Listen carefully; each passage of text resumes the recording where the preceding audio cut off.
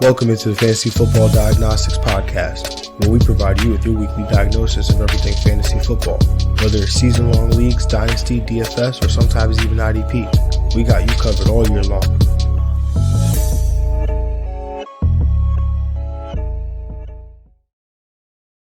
Let's do it. Let's get to it. Welcome into the Fantasy Football Diagnostics Podcast. And of course, I'm your host, Jonathan June. And of course, I got my co-host with me, Greg Penniman. Greg, what's good, man? What's going on? Just excited about the week that just passed. Excited for these Thanksgiving games. You know, we get three special games on Thanksgiving Day.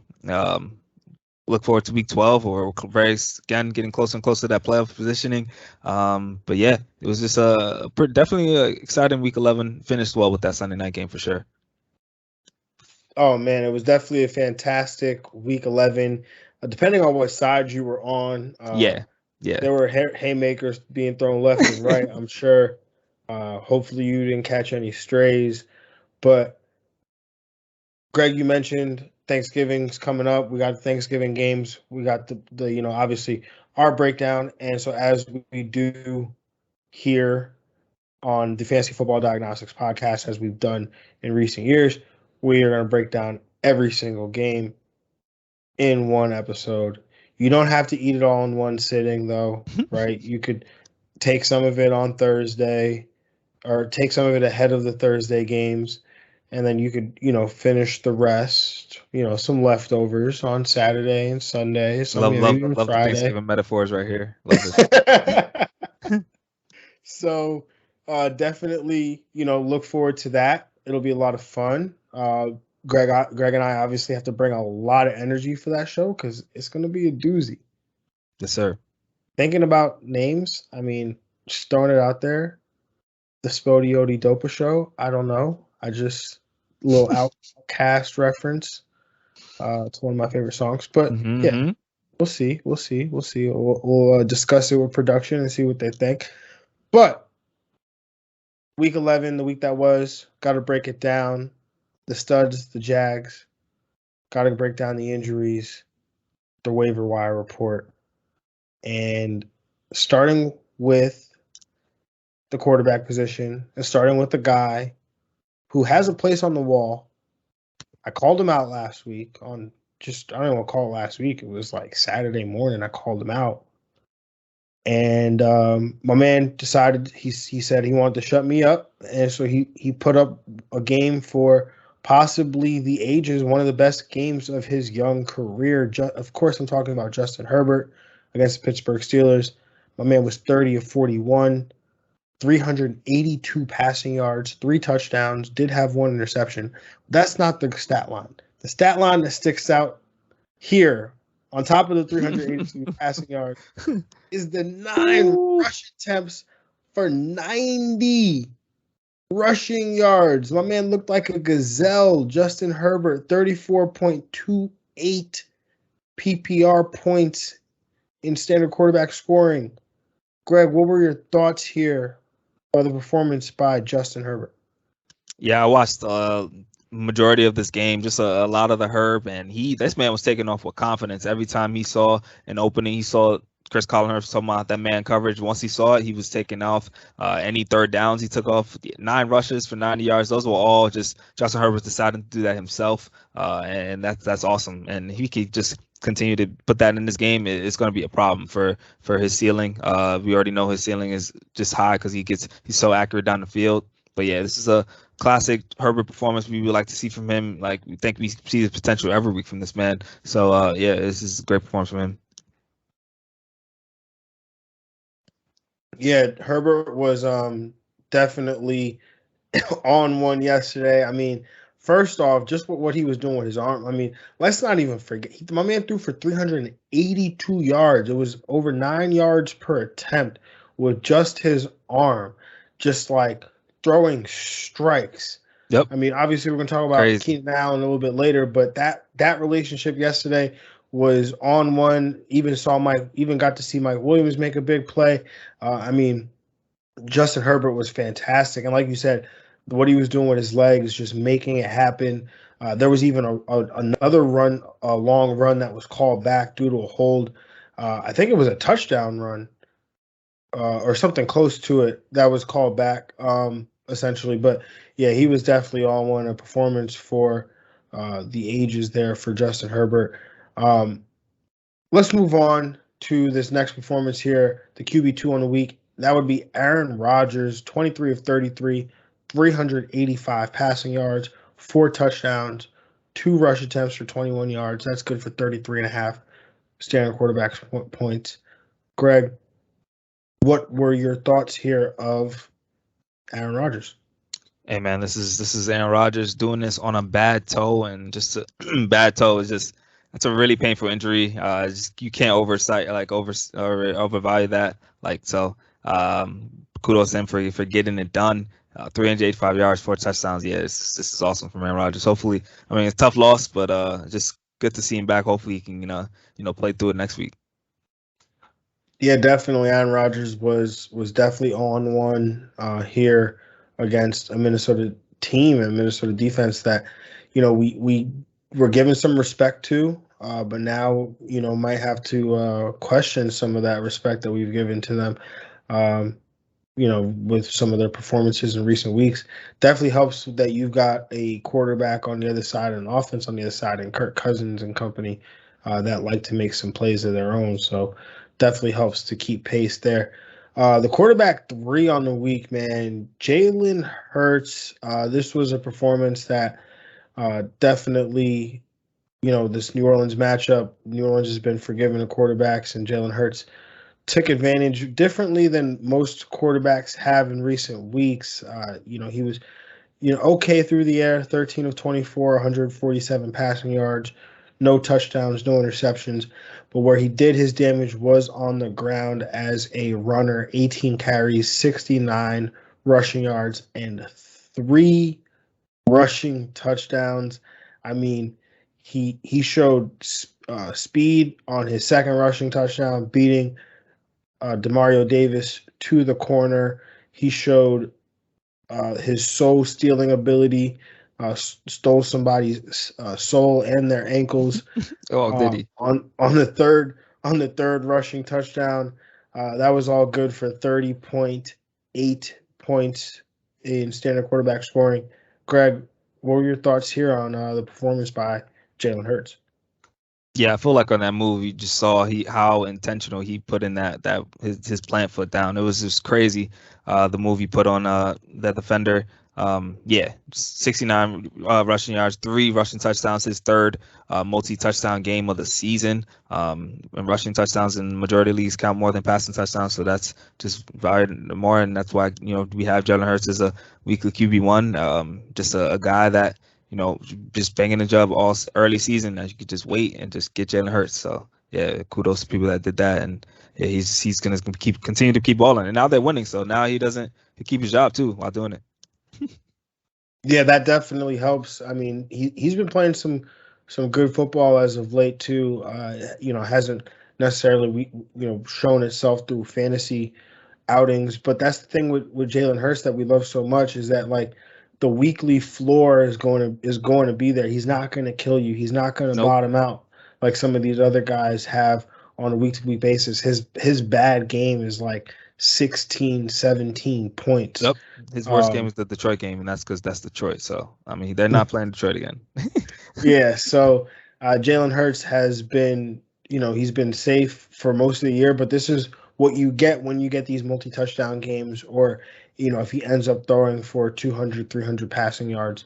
These are the types of fantasy performances that you can get, and these are week-winning weeks, so gotta love that there. Moving on to rounding out this top 12 here in the quarterback 4 in the week. My quarterback stream of the week, Cam Newton. The quarterback 5, Kirk Cousins. The quarterback 6, Trevor Siemian. Was Trevor Siemian your stream of the week? I don't know. I could check on that right now, but he was definitely on the waiver wire section. He was on the waiver wire report. Yeah. Sure. Taylor Heineke, quarterback 7. Quarterback 8 was Colt McCoy. So we'll give you the honorable mention because you had Kyler Murray. Yeah, Kyler Murray. So we'll give you the Colt McCoy. Thank you. Big Ben here comes in as the ties Colt McCoy as the quarterback 8. Tyrod Taylor comes in as the quarterback 10. Joe Flacco comes in at 11. And Tua Tagovailoa comes in as the quarterback 12.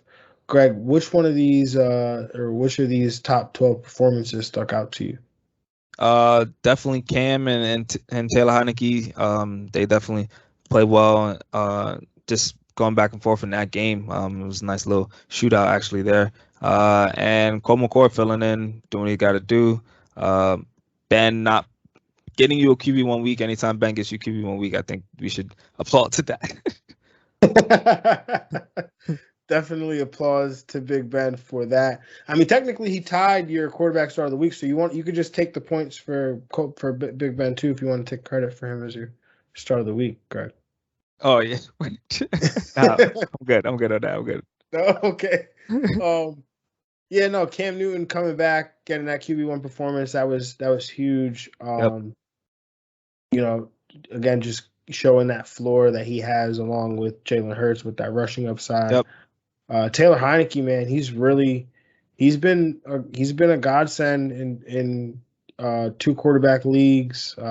If you're streaming a quarterback position or in deeper leagues, I mean, he's been really good as a weekly option. And we both said, hey, if you're desperate, Joe Flacco could probably get it done for you. And he comes in with a top 12 performance, just eking out Tua Tagovailoa, who is a popular stream. So shout out to Andy Dalton, who came in as the quarterback, I believe 13 or 14. Yeah, I think 14, yeah. 14, in a half, essentially. So shout out to him as an honorable mention. Greg, do you have any other honorable mentions? It was a very top-heavy week at the quarterback position. Yeah. Jimmy G for giving you a solid day. He was QB 15. That's about it. Yeah, not really a lot of people I want to shout out more than Tyler Huntley getting the win. Real football. There you go. Yeah, I mean he still actually had a respectable quarterback finish, if I'm not mistaken. He was the quarterback 16, which is not all that terrible. I wouldn't call him a jag. No, I would not call him a jag because we were not. I mean, raise your hand if you started Tyler Huntley. Unless you're the Lamar Jackson manager in a 2 quarterback league. That's usually the move to make. Insert name here. Yep. Lamar Jackson manager in 2 quarterback league. That's who started Tyler Huntley. I mean, at that point, I'm pretty sure some people even started position players. Honestly, I would have, but I couldn't because my bench started like, are you great? I lost Elijah Mitchell, Amari Cooper, and Lamar Jackson in our league of extraordinary people. 5 minutes, it felt like. It felt like 5 minutes, honestly. And I still managed to win. So, and I had nobody on my bench to possibly play. So there goes that. So Tyler Huntley, thank you. I appreciate you for that. But we got to shout out these Jags, though. Josh Allen, you finished as a quarterback 13. But that's not what we expect from you, Josh Allen. So you're going to get Patrick Mahomes. Another one, man. Dak Prescott. Quarterback 25. Dak Prescott was the quarterback 27. Oh, that whole game, Justin man. Fields was the quarterback 26. Russell Wilson again. Quarterback 23. Some big names down here. It's like huge. Joe Burrow, quarterback 20. Oh. Ryan Tannehill, the quarterback 19. Derek Carr is basically unplayable at this point. Like, oh yeah, the whole offense is done without Henry Ruggs. It's crazy. Yeah, I mean, the quarterback 19 down is all single-digit points. So at least, hey, if you started Ryan Tannehill and you were going up against Joe Burrow, you're happy. You were going against Pat Mahomes. You were happy. Yeah, crazy. You went up against Patrick Mahomes. It was evenly matched. So crazy, man. Oh man, it was crazy. Imagine thinking like, "Hey, I have Matt Ryan." Oh man, he only scored 2 points. Oh, so bad. Oh man, that's crazy.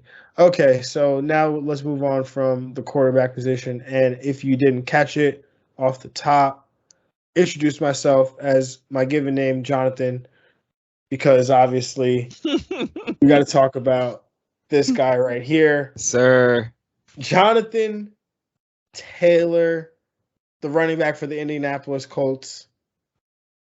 32 carries, 185 rushing yards.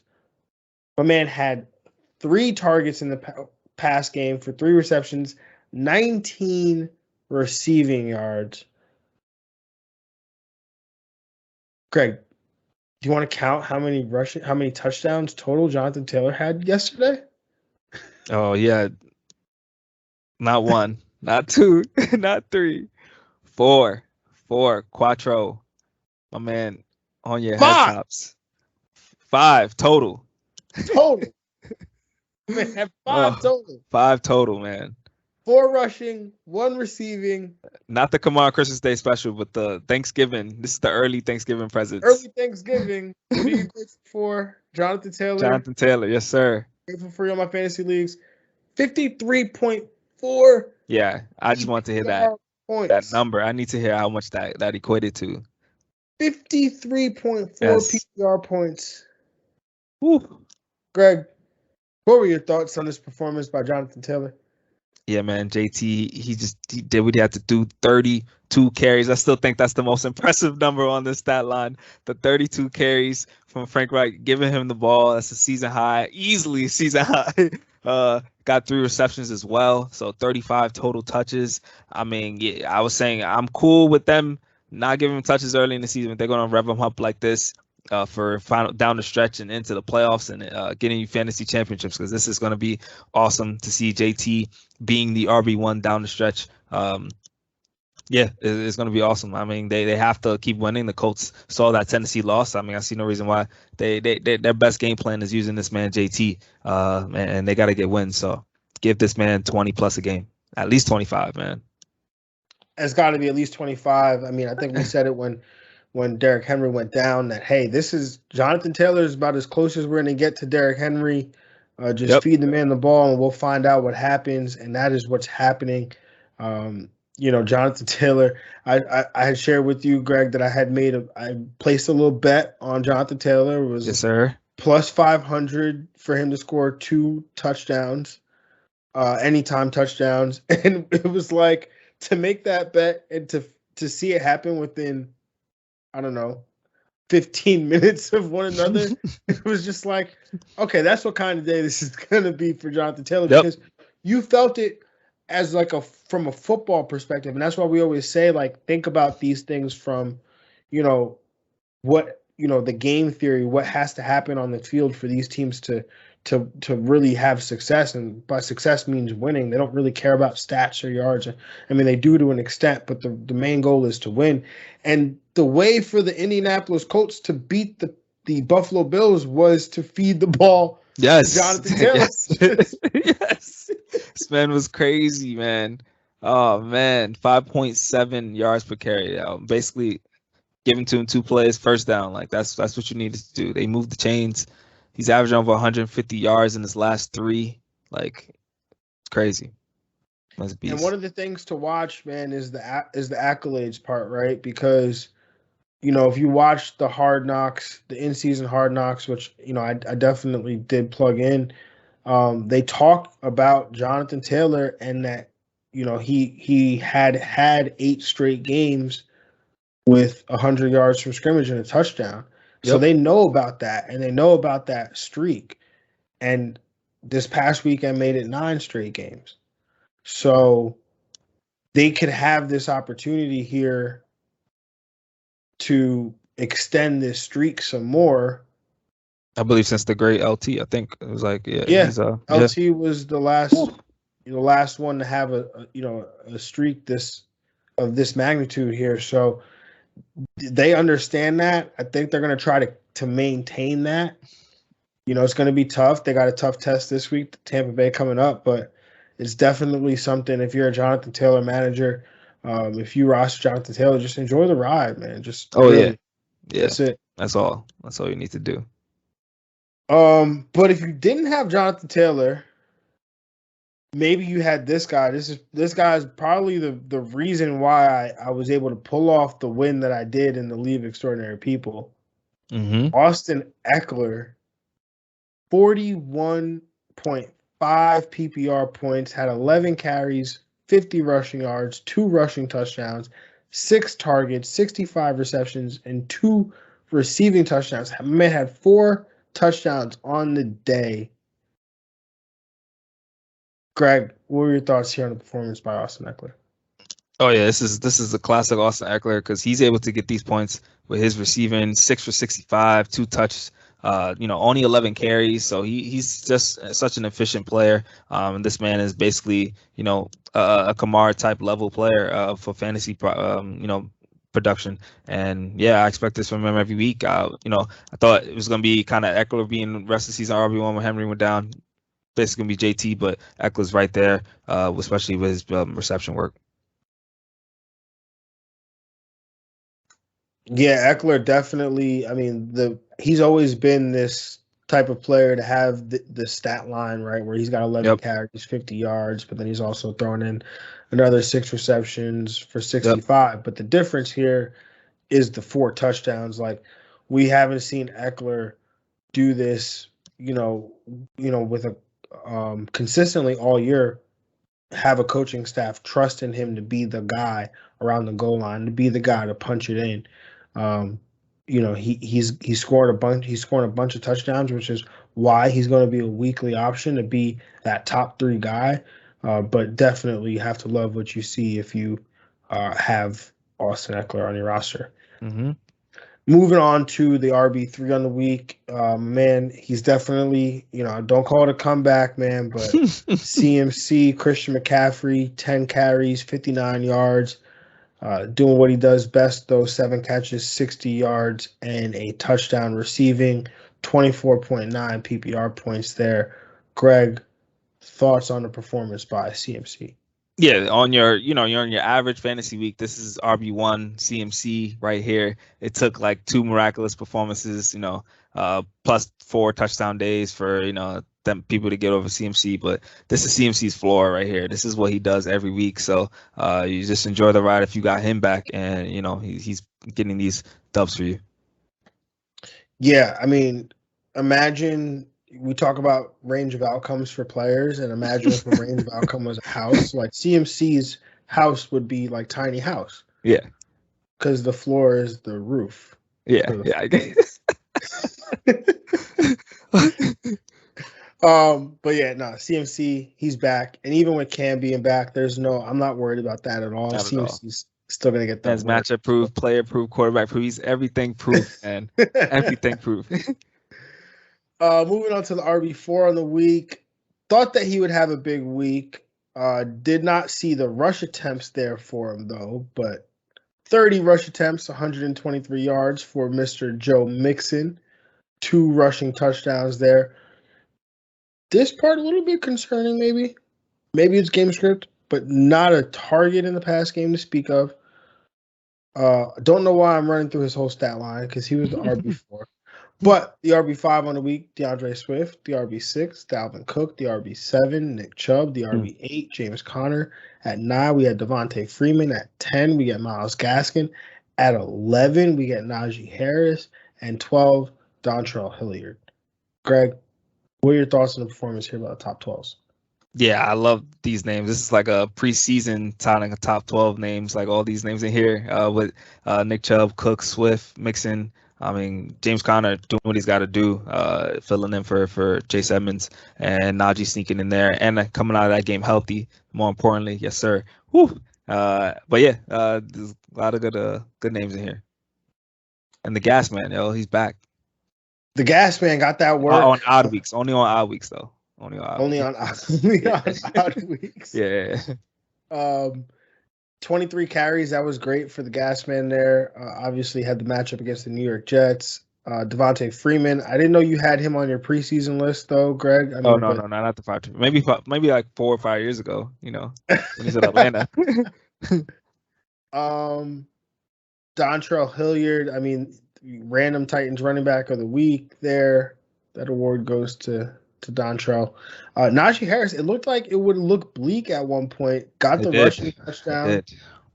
I was somewhat tracking your score there, Greg. Yeah, I was kind of wanted to see you take this L, which looks like you might be. I might still. Dane Jones, all he needs is 13, points. I mean, he's gotten under that 3 times this year, so it's possible I could still win. He could pull up, a classic stinker. And we get confirmation there that Andy Dalton will be starting on Thursday, but neither here nor there. We're not talking about the quarterbacks nor the injuries, but I got to do my due diligence and tell you guys of the news, by the way, that you'll probably have heard before by the time you listen to this podcast, but who knows? Or watching on YouTube. Some honorable mentions out here. AJ Dillon, my start of the week, finished at 15. Clyde Edwards-Helaire had himself a nice week. I mean, Andy Reid, we should have known he's in the liar bucket. I don't know why we don't. Maybe we were blinded by the Darrell Williams love. But Mark Ingram filling in admirably as well for Alvin Kamara. Greg, any other honorable mentions there at the running back position? No. No, that's pretty much about it. I think you covered them. James Robinson and Zeke not totally getting you a stinker, but yeah, that. I mean, you should feel fortunate that Zeke was the RB16. Yeah, watching that game. And not like, oh my God, he's out for 3 to 4 weeks. That too, yeah. Because when that happened, it looked like I was convinced it was like high ankle sprain. Like he's done. It could even be worse potentially. And he was standing on a sideline. I was like, oh, he's just standing there. He's like not gonna play. And then he goes back in the game. I was like, okay, whatever you get from here, like we're good, bro. Like you don't owe me anything. Like we're good. But correction, AJ Dillon finished as RB13. Sorry, what was that, Greg? Oh no, hopefully they just feed him crazy on Thanksgiving because there'll be no receivers.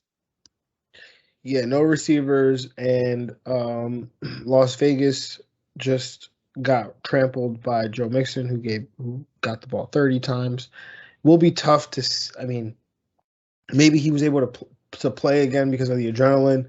Like I'm sure, like you saw the injury, right? Like there's It looked so much worse for that man to be back in the game playing.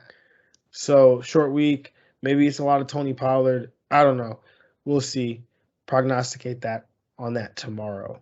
But any Jags here at the running back position for you, Greg? Actually, no. There's a lot of big names. I mean, Damian Harris and Ramondre Stevenson are just like RB3s now. But even then, right? Like they had a decent they were day. top 24 backs. Yeah. So I don't see any names that I would have was really liking this week that are down here. DJ Dallas was Jeff Wilson. I mean, he did get 19 carries. Probably. No, I think he even got more than. Yeah, he did. Yeah, Jeff Wilson would be a Jag. Yeah. Deontay Foreman would also be a Jag for me. Okay. Yeah. Because those are guys you would expect with the Deontay Foreman was a popular free agent pickup, pickup. Jeff Wilson, the opportunity that he was going to get with Elijah Mitchell out. Yeah. I think if anything, this just kind of secures Elijah Mitchell's role as the lead back in this Niners backfield. I mean, I think he's a guy I'd probably be comfortable sending out a trade offer for as a potential buy low. I mean, again, if you're in desperate need of running back, he's a guy I would take a shot on because you can't be worried about the hypothetical what if Trey Lance enters this backfield. You can't just this guy's a weekly RB2 in this offense. Yeah. All right, let's move on to the wide receiver position. And the wide receiver 1 on the week, another guy who's on the wall, Justin Jefferson, 10 targets, 8 catches, 169 receiving yards, 2 touchdowns, one of them where he was a grown man, just talking about grown-ass man type stuff. 1 rush attempt, 3 rushing yards, 37.2 PPR points there. Greg, what were your thoughts on the performance by Justin Jefferson? Yes, my wide receiver start of the week, Justin Jefferson. You already know he got it done. This is what I expected clearly because I pulled him at the start of the week, got 10 targets in this game, the shootout against Green Bay. There's no one that can stop this man. So he should be one of those guys. I think is going to finish very strong. Actually, I totally overlooked that he was your wide receiver start of the week. I don't know how I forgot that, but yes, great call by my co-host here, Greg Penny. Justin Jefferson, yes, sir, absolutely killing it. But yeah, he's this game has been coming, right? Like, yeah, he's been putting it together. I think had 10 for 143 last week, just didn't score a touchdown. And like, those are the types of games where you're like, if you just add a touchdown to his performance, right? Like, we do it all the time. I say it all the time with Antonio Gibson, like, oh, just take the touchdown away. What does it look like? Yeah. But like, that's to show you what that guy is as a player, because touchdowns are almost unpredictable in a sense. Justin Jefferson as a player, right? Like, you take these 2 touchdowns away, he's still up here. Yeah, it's still a great day. 8 for 169. I'll take that every week. I'm taking that every week, man. So, gotta love Justin Jefferson, man. And then the wide receiver 2 on the week. This one, a long time coming, because this was some touchdown regression that had to be coming here for Devonta Adams. 8 targets, 7 catches, 115 receiving yards, 2 touchdown receptions, 30.5 PPR points. Greg, what were your thoughts here on the performance by Devonta Adams? Oh yeah, you're one of my favorite receivers in the league. Devonta just killing all game. Just doing what he had to do, keeping this team in it. Has some help from his complimentary receivers this game, but yeah, Devonta is still a dog. As long as he has Aaron Rodgers, just throwing him dimes all the go game. Yeah, I mean, this game was, the fact that it was a shootout helps, but also the fact that there's going to be there was no Aaron Jones coming into this game. There's no Allen Lazard yesterday. Devonta Adams is going to continue to be the apple of Aaron Rodgers' eye here. So definitely we expect these games going forward from Devonta Adams, especially with Aaron Jones in the game. But shout out AJ Dillon. Saw 6 targets. I failed to mention that 6 targets, 6 receptions. That was really promising to see there for AJ Dillon. But speaking of promising, speaking of favorite receivers in the league, gotta talk about my guy. I'm wearing the jersey, so you already know what it is. Elijah Moore, 11 targets, 8 catches, 141 receiving yards, 1 touchdown reception. My man also added 1 rush attempt for 15 yards. My man was just total offense yesterday. 29.6 PPR points. Greg, what do you think of the performance here by the rookie wide receiver for the New York Jets? Yeah, he's turning into a possible league winner. Like, that's what talks for wide receiver. He's been killing. 2 of the last 3 weeks, he's been in the top 3 for a wide receiver position. He was wide receiver 1 a couple of weeks ago. Just been a very solid wide receiver 2 with wide receiver 1 upside every week for the last 4 weeks. So this has been awesome from him, regardless of quarterback situation too, which is even better. So he's getting off of that boomer bust. He's getting a floor for you. I like his prospects for the rest of the year. Yeah, definitely. He ran a season high in routes yesterday.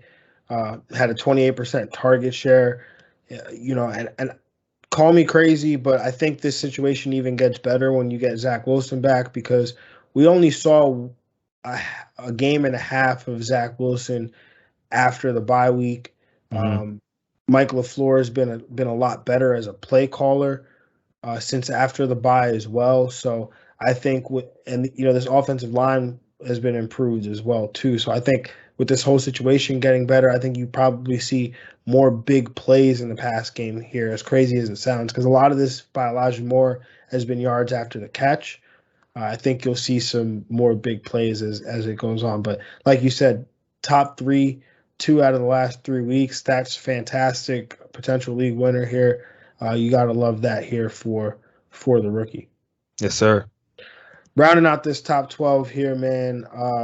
Wide receiver 4, Darnell Mooney, tying with Deontay Johnson.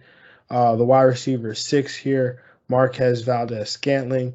The wide receiver 7, Adam Thielen. The wide receiver 8, Brandon Ayuk. The wide receiver 9, Terry McLaurin. The wide receiver 10, Mike Williams. The wide receiver 11, Jalen Waddle. And the wide receiver 12, Marquise Goodwin. Greg, any of these top 12 performances stick out to you? Brandon Ayuk, I mean, he's back, man. I mean, he's like, we saw when he had a performance where he was back, but now he's like back like every week. Like he can startable with confidence now, back in this offense. So it's awesome to see Mike Williams with a bounce back performance. Definitely like that. Good to see him and Keenan Allen do well in the same week. And yeah, Terry McLaurin, Scary Terry. Always good to see him as a wide receiver 1. Definitely, man. Yeah, to have Ayuk back was awesome. I mean, you have to wonder how much of that was due to Deebo Samuel becoming almost like a full-time running back yesterday with the injuries that the Niners faced in the backfield. But, we'll take it, obviously, for sure. Marquez Valdez-Scantling led the Packers with 10 targets, actually. Only caught 4 of them, but 40 and a touch. 123 and a touchdown there. So definitely showing that big playability. Mike Williams, again, I got at him like I got at his quarterback, and they both decided they want to shut me up in the same day. So there's that. And Jalen Waddle, my wide receiver start of the week, had 9 targets, 8 catches, 65 yards, added a 1-yard rushing touchdown. But Jalen Waddle's been one of the most consistent wide receivers in fantasy, like hands 100%. Yeah, he's definitely been very underrated this year. Got to give him some respect. No, 100%. I mean, I was about to say nobody does 8 for 65 or 10 for 65 better than Jalen Waddle, though. Yeah, definitely. He's been money. But we know he's definitely capable of more. Some honorable mentions, man, and there's a lot of them. Keenan Allen put on a clinic yesterday. Oh yeah, just running is crazy.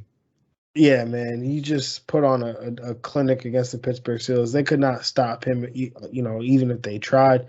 I promise you, they was trying. Stephon Diggs, not the great day for Buffalo, but had 2 touchdown receptions. Deebo Samuel, he showed out as getting it done as a pseudo running back essentially for the 49ers. Jamison Crowder, who we definitely shouted out here on the show as being a potential option, got it done. DJ Moore, Chase Claypool as well. Three Moores in the top 25. Crazy. Give me more. Greg, any other honorable mentions at the wide receiver position? Anybody I didn't name? Oh my God, Chase! You already know, yes sir. Oh, you did? Oh, my fault. I was talking about Moore. My fault. I forgot about chasing. There you go. All right, now we got to talk about the Jags. AJ Brown, I hate to do it to you, but you finished the game, so got to tell you he got hurt. He always gets hurt though, but this is who AJ Brown is. He's gonna get hurt. It looks like he's done. Every time it's like, oh my God, he's done for the year. Like that's it. Like this is fine. This is the one that put AJ Brown out, and then he goes to the sideline, and then 2-3 plays later, or the next series, comes jogging back out, catching like 2-3 balls like it was nothing, but that's all he caught. So, he caught. But yeah, 100 Renfro, definitely. I mean, the whole entire, besides Waller, that offense in general. DK Metcalf gets thrown on here. Corey Davis, and my man has 7 targets, so you can't blame it on the lack of. Yeah. I was not like Moore was like just the out clear. He's like he had a good game, a better game, but like Corey Davis was still involved. You're right. Yeah. So let's move on to the tight ends. tight end 1 on the week, man. I mean, surprise me if you. I mean, tell me if you've heard this before, but in Arizona Cardinals, or a tight end destroyed the Seattle Seahawks. Yep. 9 targets, 8 receptions, 88 yards, 2 touchdowns for Zach Ertz here. 28.8 PPR points. Greg, what are your thoughts on this performance here by Zach Ertz? Oh yeah, I mean, blast from the past. Ertz 1, Kelsey 2. That's like a couple of years ago, like 4 years ago. So that was nice. But yeah, Ertz doing well. I mean, Cardinals traded for him, and they're using him for sure. 9 targets. You love that target number right there. Yeah, he'll continue to be a heavy aspect of this offense, especially with no D-Hop banged up at just a lot of positions. So they're going to rely on Ertz for sure. Yeah, and surprisingly, the 9 targets doesn't even lead the day. We didn't mention him in the honorable mentions. Ronda Moore had 11. I didn't think it was worth it, but yeah, Ronda Moore had 11 catches for 51 receivers. I think that was the moment where I was like, dang, I think PPR might actually be broken. Yeah, I mean, just a little bit. No. I need that. Need that. 11 catches. He didn't do anything. I mean, then you start weighting it, it'd be like 0.7 PPR, 0.8 PPR. Right, like, I mean, I know on Sleeper you could do that, like the tiered PPR, like where did you catch the ball? Points. If you catch it behind line of scrimmage, it should be like no points at least. Yo, what if you're just a really good yak guy though? You need that catch. You got to catch the ball. Yeah, but if you're the yak guy, then get the yards. Yeah, but you still got to catch the ball first. People drop that ball. You're an NFL professional. You should catch the ball. Shout out to Deontay Johnson going from 14 drops last year to 1 this year. Shout out to Deontay. Man's a beast, man. See, they call him a young AB. I'm just saying. I didn't come up with it. That's just what the Steelers, organization. Hopefully not off the field. Hopefully not off the field. All right, let's move on. Tight end 2 on the week. Travis Kelce, 8 targets, 5 catches, 74 receiving yards. No receiving touchdown, but did add 1 rush attempt on a goal line for 4 yards and a rushing touchdown. 18.8 PPR points there. Greg, your thoughts? Yeah, I mean, you love to see Travis Kelce right where he needs to be, top 2, top 3, every week. So yeah, even in an ugly game for the Chiefs, and even in the majority of the ugly games for the Chiefs, Travis Kelce has been giving you a safe floor. Yeah, this was definitely awesome by Travis Kelce. Even not getting the receiving touchdown there, was able to show his versatility and get you a rushing touchdown. So that was awesome. I bet you probably wish you had the receiving touchdown in the PPR league because you get an extra point for that. But anyway, hey, some people probably really wanted that point. True, that's true. All right, let's move on to the tight end 3 on the day. Again, I called him out, but this one I expected. Darren Waller, 8 targets, 7 catches, 116 receiving yards. No touchdowns, but it didn't matter. 18.6 PPR points there. What were your thoughts on the performance by Waller? Right. I mean, right where I expect him to be in that top 3 again. Even in a very ugly performance from the Raiders, they didn't win the game, and they just can't seem to really do anything offensively but get it to Darren Waller, which they've always been able to do. So you're always safe when you have Darren Waller. Definitely feels that way. Feels that way. And then rounding out this top 12 here, tight end 4 on the week, Adam Troutman, tight end 5, Mark Andrews, tight end 6, Dawson Knox, the tight end 7, Anthony Ferkshire, tight end 8, George Kittle, the tight end 9, Josiah DeGoria, tight end 10, Eric Ebron, the tight end 11, Dalton Schultz, and the tight end 12, Dallas Goedert. Greg, what are your thoughts on these performances here by the top 12? I was gonna shout out my man Adam Troutman. I mean, he was doing well. Last 4 weeks, at least 6 targets. But then I found out he sprained his MCL. Now he's out for 46 weeks. So that's a big. 4 to 6, right? 4 to 6 weeks. Yeah. So you sound like 46 weeks. 4 to 6 weeks. So yeah, that's a huge blow actually for him. Never mind. Good week. Yeah, Good job though. you shouted him out on the waiver wire report. Yes, sir. Definitely helped me. I was gonna do it again in this one. I definitely showed you a FanDuel lineup where I played Adam Troutman. Helped me take that contest down. So Troutman was awesome there this week in a good matchup. Shout out, we got 2 starts of the weeks that make it here into the top 12. Mine, Dawson Knox, who's finished at 6. Dalton Schultz, who finished at 11. Yeah, George Kittle, again, getting it done with the touchdown. Only 34 receiving yards, but I think that touchdown was on like 4th down too, when it was like kind of odd at the time that the Niners were going for it. But whatever. And Mark Andrews, backup quarterback and all, tough matchup and all. 8 catches on 10 targets. Like, you love that. You love to see it. Absolutely. Obviously, we don't do honorable mentions at the tight end position, but the Jags we do occasionally. And honestly, it's all guys that we've been recommending, or we recommended this week. I mean, Tyler Conklin, Dan Arnold. Dan Arnold didn't even have a target in his game. So, those are 2 guys that we've been throwing out as streams. But hey, we'll probably throw them out again next week, so don't get too crazy. And then CJ Uzomah, who was my stream of the week. Again, Joe Burrow scored 9 points, so CJ Uzomah wasn't going to score much more than that. So, Greg, any other Jags at the tight end position for you this week? Kyle Pitts, but that's because Bill Belichick just I mean, he was set up really for disaster. He was set up for disaster, but I mean, he is usually ranked every week in the top 5. So I don't know. I didn't rank him in my top 5 this week.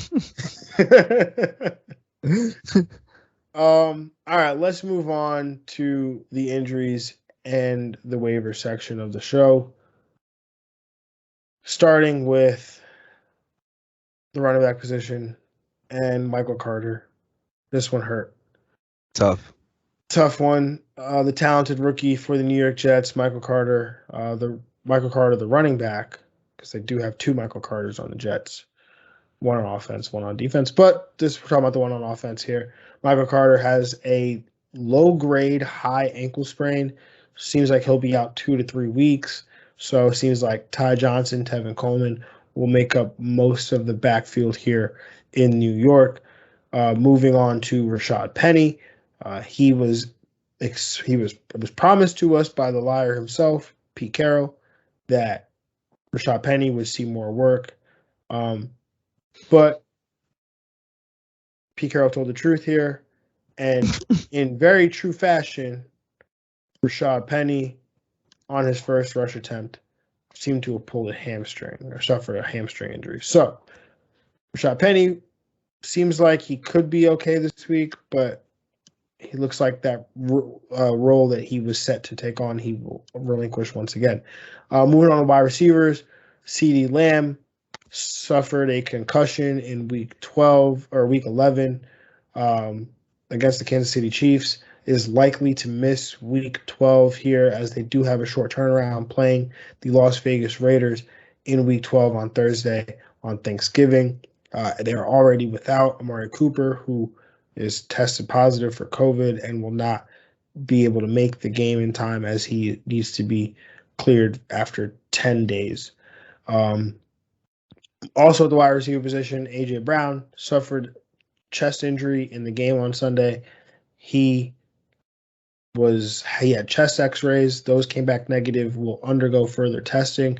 But it seems like we've avoided anything major here with A.J. Brown.